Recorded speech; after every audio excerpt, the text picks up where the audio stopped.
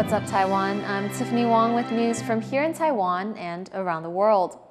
President Lai Ching-te has announced measures to combat China's attempts to influence Taiwanese society. Reese Ayers has more details. Chinese espionage and national security were the focus of a surprise press event held by Taiwanese President Lai Ching-te on Thursday afternoon. Lai laid out 17 new measures to protect Taiwan and its citizens from what he called major threats from the Chinese Communist Party. Some of these threats include efforts to confuse national identity, economic coercion, and military espionage. Among the new measures are working with allies to communicate Taiwan's strong national will, reforms to military law, including harsher punishments for personnel who work against the national interest, and bringing back the military court system, closer monitoring of Taiwanese citizens going to China, and more regulations on Chinese, Hong Kong, and Macanese citizens looking to settle in Taiwan, raising awareness of the risks of traveling to China for Taiwanese people, and strategic adjustments to cross-strait economic and trade structures. All this, Lai says, in response to China's constant attempts to undermine Taiwan's sovereignty. 过去这段时间，中国更利用民主台湾的自由与多元开放，吸收黑道、媒体、名嘴、政党，乃至于现退役军警，在我们的内部进行分化、破坏、颠覆等活动。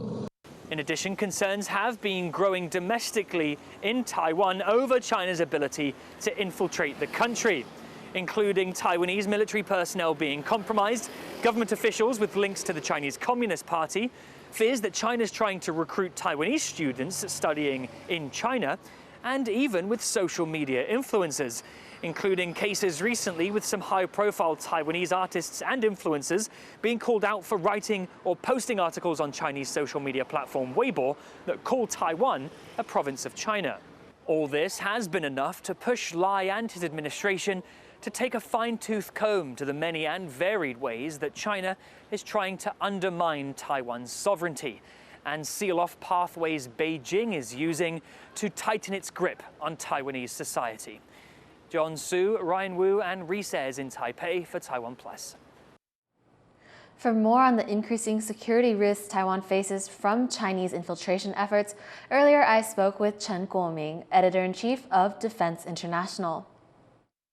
President Lai just announced 17 measures to counter Chinese infiltration efforts, especially those that target Taiwan's military. And there have recently been several cases where former or current military officers gave information to China.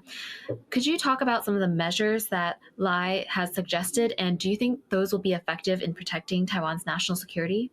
其实，赖总统说，他可能要恢复军法审判这个很重要，这个很重要，因为其实呢，军法较一般的法律它比较严苛就是说它对于这些军人的规范比较严苛那甚至呢，以前还有部分的话就是限地枪决比如说你敌前比如说你在前线抗命disobey the order 的话，其实都会予以枪毙透过严格的军法来约束就人民去从军这个很重要，因为其实尤其是前几天，我们的空军军官居然把那个很重要的雄风飞弹的机密甚至我们的防空的拦截程序都已经给它泄露出去，然后呢，这个法院才求刑4年而已。这对我们来说，对一般大众来说。这个是泄露国防的重大机密，你怎么只宣判只求刑4年？这个对很多外国来说，外国对于这种所谓军事泄密案，这个都是终身监禁。Now, beyond China's increasing infiltration of Taiwan's military, do you think there's any other reason why President Lai chose now to address China's security threats to Taiwan? 那至于说赖总统为什么会这样子？这么生气的，或者说强烈的推行他的意愿，或许跟美国有没有在底下施压不无关系因为其实往往我们看到一些我们政策的推动呢，往往都是很可能是美国私底下鼓励或者说劝诱台湾政府去这么做我觉得政府是认他有他的压力，这个是事实因为其实我们刚好在中美的新冷战之间，我们确实是不好施政啊。但是其实我还是鼓励说，朝野广开大门，密门协商，做你们比较好的政策的产出，这样会比较好。That was Defense International's Chen Guoming. Sensitive information about one of Taiwan's most advanced weapons could now be in the hands of China. That's after a retired officer took advantage of U.S.-Taiwan defense ties to steal state secrets. Hameyokan reports. This is the Xiongfeng 3 anti-ship missile, one of Taiwan's most advanced domestically made weapons. But now, sensitive information about its use and deployment could have been leaked to China. On Wednesday, Taiwan's defense ministry confirmed a former Air Force officer surnamed Shi was recruited by China after retiring in 2008. He then persuaded an active duty air traffic controller to leak classified information. Both men were paid a combined total of just over $45,000 US. The case is still ongoing, but 3 people have already been indicted. 这个案子是政战局在112年1月接获官兵检举以后，那么通报国安局统合宪兵指挥部实施专案调查。那么在案件发现之初，就采取了管控措施来降低损害。Shi allegedly took advantage of the U.S.'s close defense ties with Taiwan. He's accused of pretending to be affiliated with an American think tank in order to convince service members to share intelligence. He was released on a $3,000 US bail last week, and the air traffic controller is still held in detention. The incident is just the latest example of Chinese espionage within Taiwan's military. Numbers from Taiwan's National Security Bureau show that 9 people were charged with suspicion of espionage from 2001 to 2009. Between 2011 and 2023, that number rose to 113 military and civilian personnel. Last year alone saw a record 64 people charged with spying. Sensitive information about how Taiwan deploys its fighter jets was also leaked, and military observers here said that information could be used to undermine Taiwan's defense. 现在我们的空防啊，我们的战斗机上去怎么样拦截？程序是什么？要去哪里站位？啊，这个我们起飞的这个程序啊，紧急起飞多久啊？这还有调度哈，被人家知道，我真是觉得这个非常的不好。Fears are rising over the growing threat posed by Chinese espionage. Beijing's military dumps resources into understanding how its adversaries, countries like the U.S. and Taiwan, structure their defense.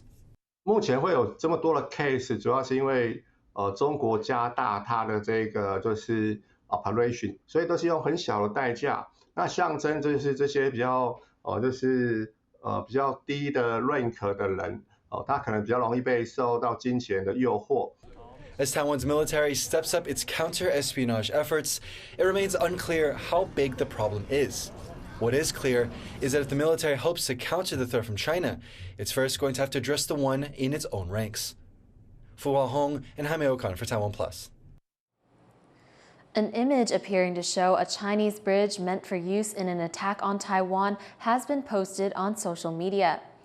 The image shows a large bridge in southern China and was first verified by open-source intelligence analyst Damian Simon.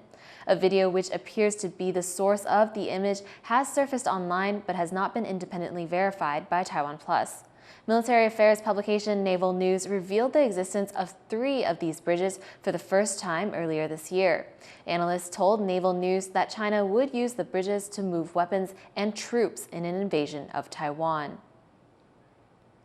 A historic moment at The Hague. Former Philippine President Rodrigo Duterte is now in ICC custody, accused of crimes against humanity for thousands of drug war killings. Chris Gorin reports.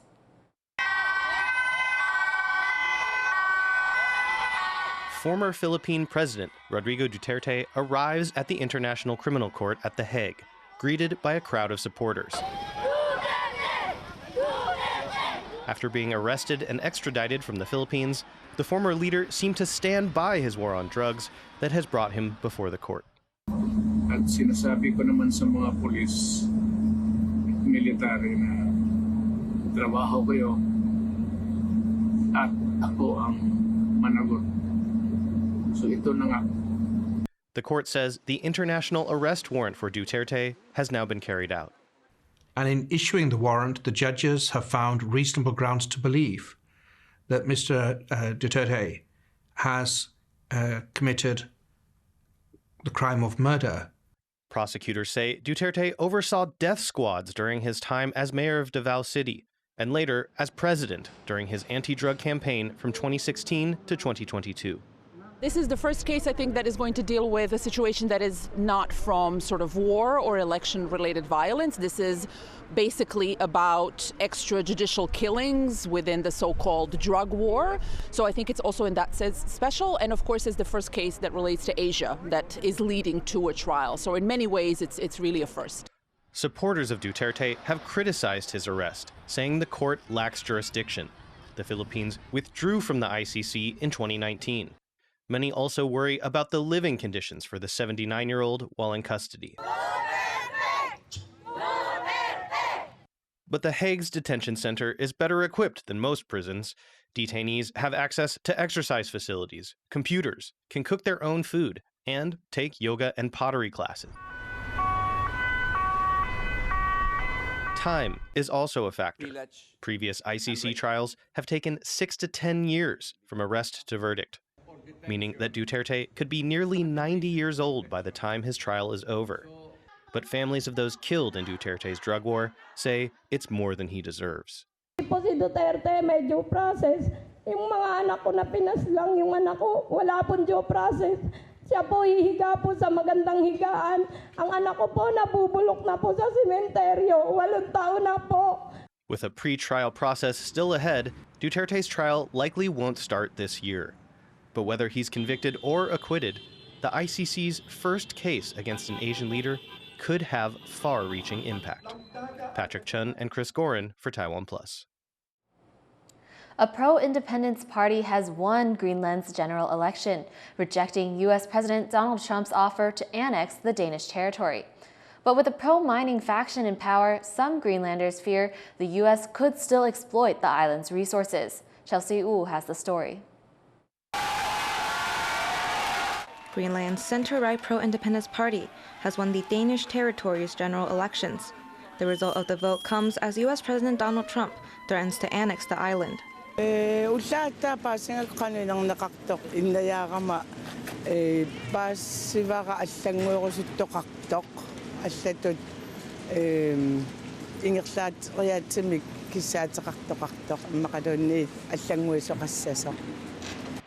This year's election focused on business development and mining. Greenland is home to just around 57,000 people and has been an autonomous Danish territory since 1953. It's recently found itself at the center of an Arctic power struggle.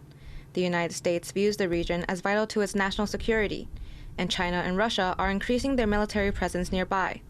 It's about natural resources, and it's about Greenland's geostrategic location, exactly in the middle in the Arctic, in the middle between North America and Russia. So the shortest distance for nuclear weapons, nuclear missiles from Russia to North America would go via the North Pole and via Greenland. The winning Democratic Party has firmly rejected U.S. President Donald Trump's offer for Greenland to join the U.S., with polls showing 85% of Greenlanders oppose the idea.